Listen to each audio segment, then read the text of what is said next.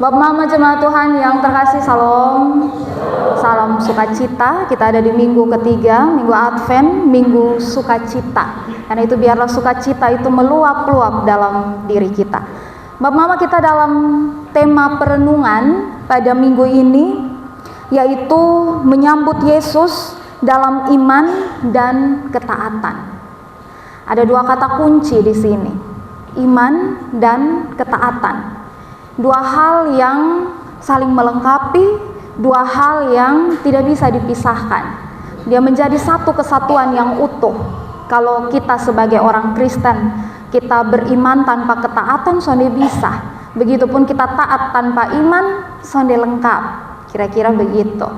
Ibarat Bap Mama, sama kayak kita makan tapi son pakai nasi, son kenyang gitu ya, sonde lengkap. Kita mau makan lauk enak-enak tapi son ada nasi, sama, itu bukan makan toh. Nah sama juga iman, dia kalau tanpa ketaatan maka nol, mati, kosong, son ada apa-apa. Begitupun ketaatan yang dilakukan tanpa iman, tidak didasari tanpa iman, maka itu ketaatan yang buta, ketaatan yang sebenarnya ada di tujuan dan arah gitu. Iman itu berarti sebuah kepercayaan, sebuah keyakinan. Jadi kalau kita beriman kepada Tuhan, berarti kita percaya kepadanya dan kita percaya untuk melakukan dia pemerintah atau dia rencana-rencana. Ketaatan berarti bukti dari iman itu, tindakan gitu. Ketaatan itu tindakan yang menyatakan bahwa kita percaya dan kita akan melakukan, siap melakukan apapun perintah daripada Tuhan. Karena itu tadi saya bilang, ini dua hal yang sebenarnya bisa kita buat satu saja, lalu kita lupa yang lain. Ini dua hal dia bergandengan, dia satu kesatuan yang utuh, yang harus dilakukan sama-sama. Bap Mama, kalau kita omong tentang iman dan ketaatan, kita ada dalam bacaan yang tepat. Karena Maria adalah seseorang yang mempunyai iman dan ketaatan yang sangat besar kepada Tuhan.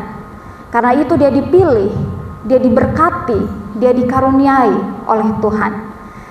Ketika malaikat datang, dia menjawab bahwa jadilah menurut perkataanmu. Itu satu perkataan iman, tetapi juga ada satu tindakan yang artinya bahwa Maria siap. Apapun konsekuensi, apapun yang akan dia hadapi, dia bilang jadilah menurut perkataanmu. Bapak Mama, saudara-saudari yang terkasih, dalam bacaan ini Injil Lukas mencatat bahwa malaikat Gabriel datang mengunjungi Maria untuk memberitakan tentang kehamilannya, bahwa dari rahimnya yang diberkati itu dia akan lahir seorang juru selamat yang akan menyelamatkan seisi ciptaan, seluruh dunia. Karena itu ini satu kabar yang sukacita ya, kabar gembira, tapi juga membuat Maria terkejut. Kenapa Bap Mama? Dia belum menikah gitu ya. Dia masih perawan. Dia mempunyai seorang tunangan, tetapi mereka belum hidup bersama karena masih tunangan. Mereka juga belum melakukan hubungan sebagai suami istri. Karena itu kalau Maria tiba-tiba hamil, ya ini tentu Maria kaget gitu ya. Maria akan kaget, ini kenapa? Dia bertanya-tanya tentang kabar ini. Lalu yang berikut adalah Maria juga ketika diberitakan bahwa dia hamil, dia akan bertabrakan dengan hukum sosial budaya saat itu. Mereka punya hukum tersendiri Bapak Mama. Dalam Ulangan 22 ayat 22 bilang bahwa perempuan yang belum menikah tapi sudah hamil di luar nikah, itu jatuhnya adalah persinahan. Dan hukumnya adalah mereka dirajam dengan batu sampai mati.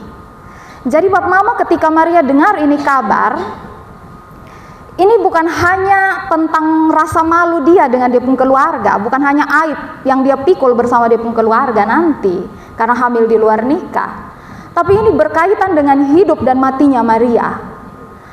Begitu. Ketika dia dengar dia hamil, kenyataan langsung datang di depan hadapan bahwa bisa jadi dia mati karena hukuman itu, Bapak Mama.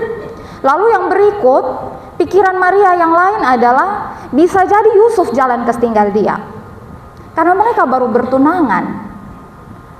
Lalu tiba-tiba Yusuf bilang, kok lu hamil deng siapa? Kok tiba-tiba lu hamil? Belum hidup sama-sama, belum tinggal serumah, tiba-tiba hamil. Pasti Yusuf juga bisa jalan ketinggal Maria. Tetapi Bapak Mama, saya membayangkan bahwa pada saat itu pasti Maria ini dia merenungkan dengan baik perkataan malaikat. Karena itu dia masih ada dalam kebingungan. Malaikat terus menjelaskan kepada dia, ya, bahwa tidak ada yang mustahil bagi Tuhan. Sampai pada akhirnya Maria menjawab, oh ya, dia ini hamba Tuhan, jadilah menurut perkataanmu. Bapak Mama, ini satu kalimat yang benar-benar sangat luar biasa, yang menunjukkan bahwa Maria ini benar-benar punya iman dan ketaatan dalam satu waktu. Dia benar-benar tahu bahwa yang berbicara ini siapa, yang memerintah ini siapa. Dia sadar diri, dia pun posisi ini siapa. Karena itu dia bilang ya. Nah, Bapak Mama, saudara-saudari, dalam rasa takut resiko yang tadi saya jelaskan, ya, ini antara hidup dan mati ini. Bukan hanya soal rasa malu, tapi ini benar-benar bisa mengancam sampai kematiannya Maria. Tapi dia memilih untuk mengikuti apapun yang diperintahkan oleh Tuhan.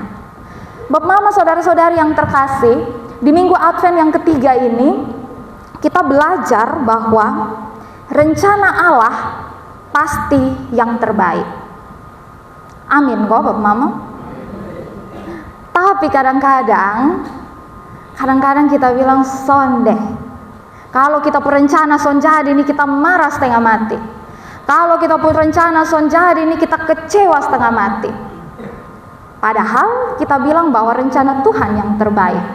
Tapi kenyataan kalau misalnya kita perencana son jadi, oi, kacau Bapak Mama. Karena itu saya mengingat kata-kata dari pengkhotbah pasal 3 ayat 11 bilang, ia membuat segala sesuatu indah pada waktunya, bahkan ia memberikan kekekalan dalam hati mereka. Tetapi manusia tidak dapat menyelami pekerjaan yang dilakukan Allah dari awal sampai akhir. Kita manusia sulit memahami rencana Allah. Kita manusia sulit memahami pekerjaan-pekerjaan Tuhan.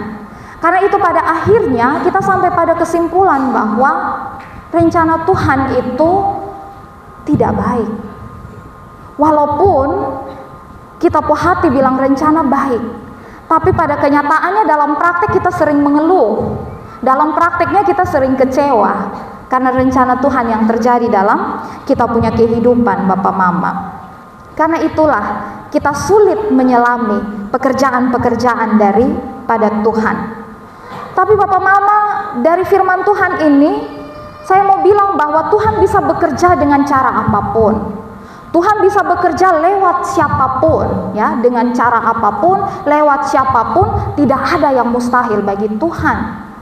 Maria, seseorang yang dipilih oleh Tuhan, dia bukan dari kaum bangsawan, ya. Dia bukan orang-orang yang kaya, tapi Tuhan melihat dia. Tuhan melihat bagaimana dia punya iman dan ketaatan untuk menerima tugas yang mulia ini.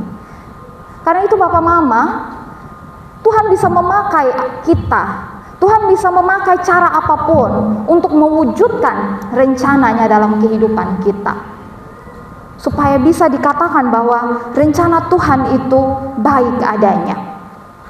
Karena itu pada akhirnya Maria sonde ragu-ragu ketika dia menjawab untuk tetap taat mengikuti apapun yang Tuhan kehendaki dalam kehidupannya. Bapak Mama, pikiran dari Maria ini harus juga menjadi pikiran dari kita semua. Ketika kita mulai ragu, ketika kita mulai berpikir bahwa Tuhan rencana ini sonde baik, mari kita kembali mengingat firman ini, bahwa rencana Tuhan itu pasti yang terbaik dalam kehidupan kita.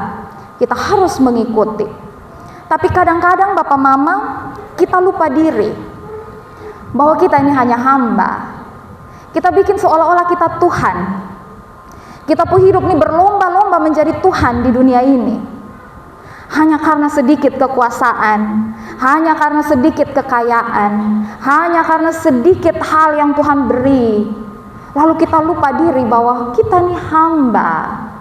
Kita tidak boleh lebih dari Tuhan. Tapi kita malah dikte Tuhan. Kita berbantah dengan Tuhan. Yang seharusnya seorang hamba tidak boleh berbantah dengan tuannya. Seorang hamba ketika tuannya memerintah apapun, dia sudah berhak untuk tanya, kenapa suruh saya begini? Kenapa suruh saya begitu? Seorang hamba, apapun perintah itu, dia lakukan dengan tulus, dia lakukan dengan taat, dia lakukan dengan setia sampai selesai. Dan harusnya kita seperti itu. Tapi kadang-kadang kita lupa diri, Bapak Mama. Seperti yang saya bilang, bahwa kita jadi tuan-tuan kecil di dunia ini. Kita soalnya mau dengar Tuhan. Ketika Tuhan rancangkan ini, kita protes. Ketika Tuhan rancangkan ini, kita bilang, Tuhan ini soalnya baik, saya mau yang ini. Padahal kita berdoa bilang, Tuhan, kami serahkan semuanya ke dalam tangan Tuhan. Tapi pada akhirnya ketika soalnya jadi sesuai kita pun mau, kita marah, kita berbantah, kita dikte Tuhan harus ikut kita pun mau, harus A, B, C, D dan seterusnya. Bapak Mama, ini firman Tuhan mau kasih ingat kita bahwa kita hamba. Selayaknya hamba, kita ikut saja. Karena apa yang Tuhan perintahkan, itu pasti baik dalam kehidupan kita. Asalkan kita ikut dengan taat dan setia. Hanya memang kadang-kadang harus melalui hal-hal yang berat. Sama seperti Maria ya, dia pun tantangan berat. Tapi ketika Maria ikut, apa yang Tuhan mau, yang ada di depan belakang itu Tuhan. Dia son takut buat mama. Gitu ya. Kita pun harusnya begitu. Kalau Tuhan su bilang apa, ikut saja. Soni perlu takut. Kalau Tuhan su bawa kita sampai titik ini, Tuhan tahu bahwa kita mampu.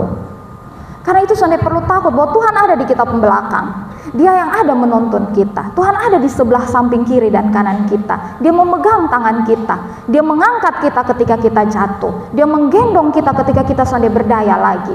Karena itu kenapa ragu? Kenapa takut? Ketika Tuhan menjalankan di perencana, ikuti saja. Walaupun pada akhirnya terakhir baru kita paham kenapa ini hal terjadi dalam kehidupan kita. Biasanya kita paham di akhir-akhir. Kenapa saya bilang begini? Karena kadang-kadang ketika terjadi pergumulan atau hari-hari yang kita lalui, kita fokus dengan kesusahan-kesusahan yang kita lalui.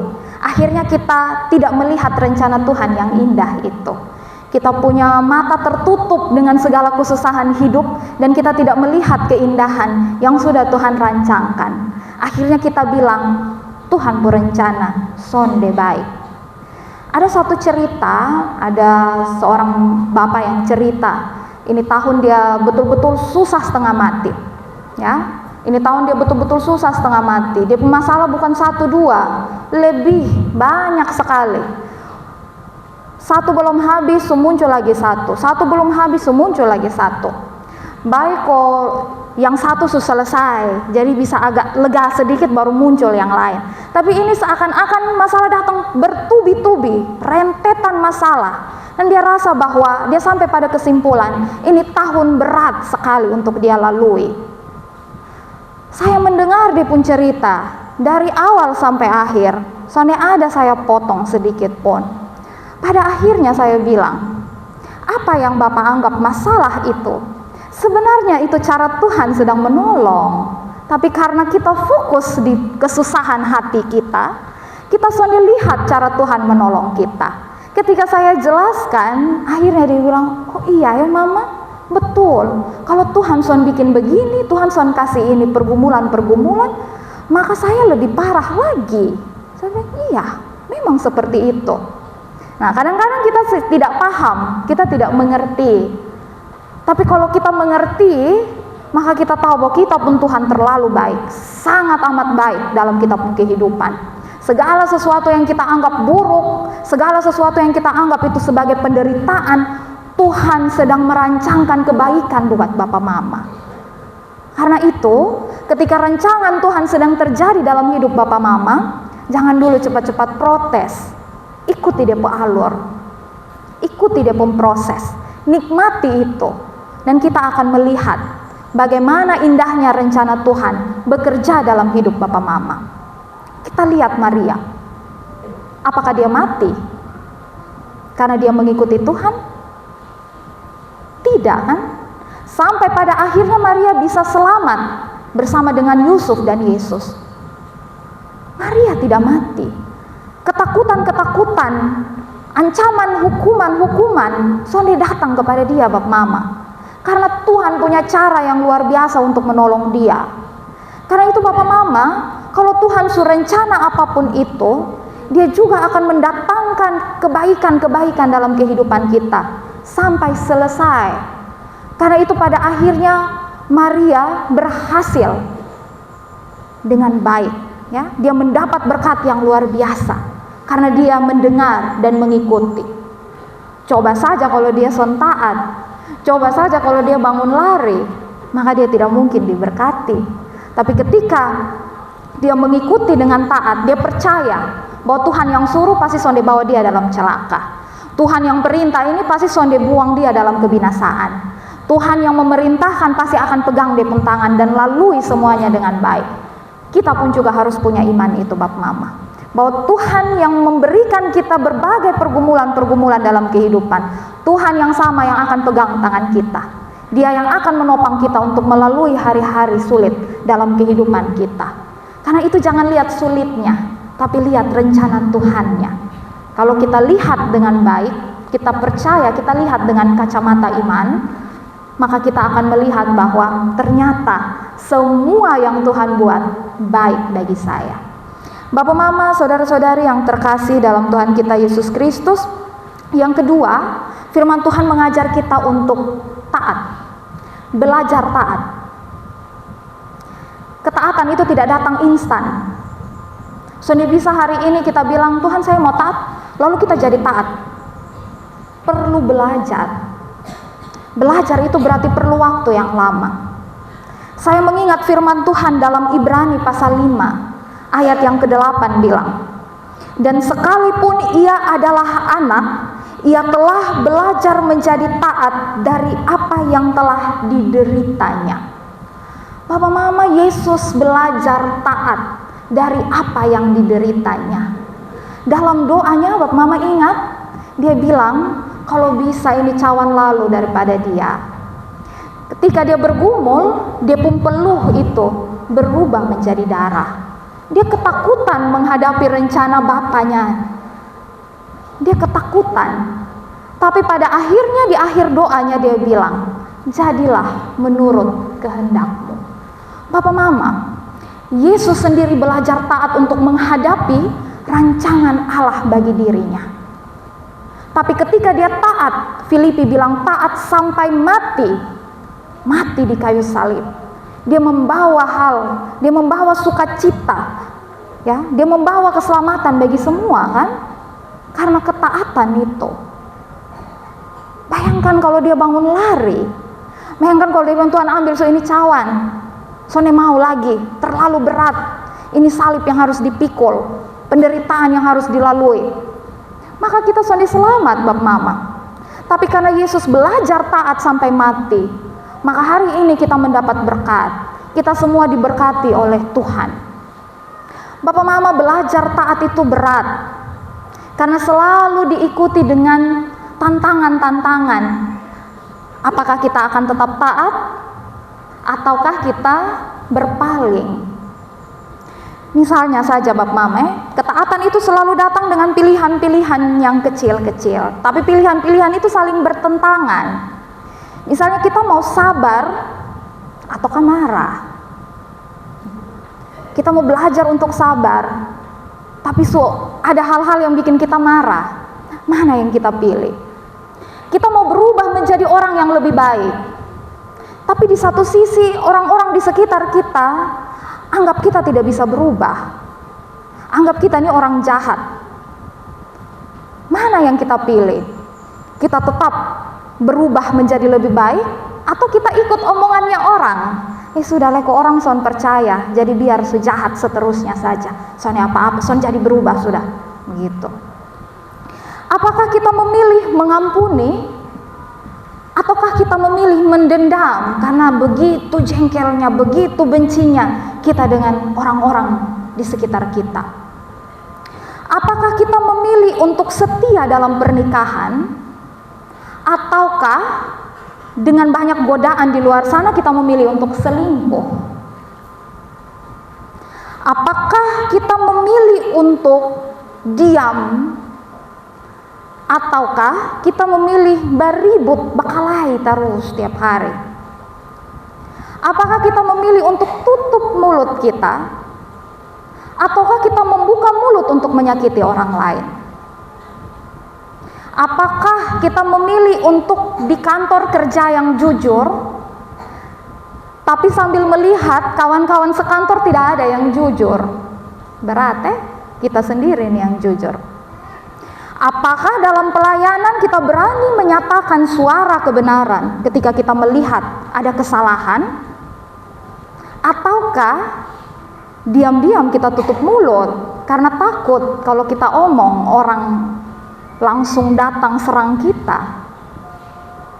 Apakah ya Bapak Mama, kita berusaha untuk tetap jujur walaupun kita bisa bicara tipu gitu ya, tapi kita tetap berusaha untuk jujur?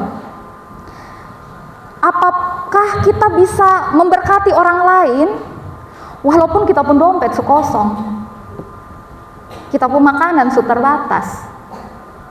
Bapak, ini pilihan-pilihan ini sering datang tiap hari. Ada banyak yang lain yang saya sudah sebutkan. Tapi kita mau belajar apa ini?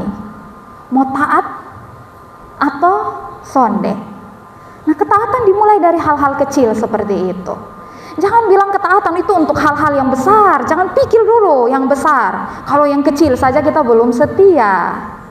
Tapi mulailah dari yang kecil. Maka Tuhan bilang, Tuhan berikan perkara-perkara yang lebih besar. Bapak Mama, saudara-saudari yang terkasih, taat itu berat seperti yang saya tadi sampaikan di pilihan-pilihan, berat. Tapi semua tergantung Bapak Mama dari kita semua. Mana yang kita mau pilih? Ya kalau kita mau belajar taat, pasti berat, dia ikutan, dia punya tantangannya berat sekali. Tapi ketika kita setia sampai akhir, kita taat sampai akhir, seperti yang tadi saya bilang, ketika Yesus taat sampai akhir, berkat ada. Kita taat sampai akhir, berkat itu ada bagi kita. Itu pasti, itu janji firman Tuhan. Jangan pernah kita tidak percaya akan janji Tuhan, Bapak Mama. Saya mau bilang bahwa kadang-kadang kita perlu mujizat. Kadang-kadang kita berdoa supaya berkat itu datang kepada kita. Tapi hari ini saya bilang bagi Bapak Mama, saudara-saudari, hanya orang yang taat dan setia yang bisa melihat dan merasakan mujizat Tuhan bekerja. Ketika kita belum taat, belum setia, belum percaya kepada Tuhan, jangan mimpi untuk melihat mujizat dan juga perkara ajaib atau berkat-berkat itu. Tapi ketika kita belajar untuk taat, kita akan melihat bahwa ternyata mujizat Tuhan terjadi tiap hari. Tapi memang hanya orang-orang yang dikaruniai yang bisa merasakan mujizat itu. Semoga kita menjadi salah satu orang yang dikaruniai karena tetap taat walaupun dunia di sekeliling kita dengan banyak tantangan dan pergumulan yang kita hadapi, tapi kita tetap beriman dan percaya kepada Tuhan. Selamat menyambut Yesus dalam iman dan ketaatan. Semoga penantian kita tidak sia-sia. Kita menanti Tuhan dengan benar-benar melakukan yang terbaik dalam kehidupan kita. Tuhan Yesus memberkati kita dengan firman-Nya. Amin.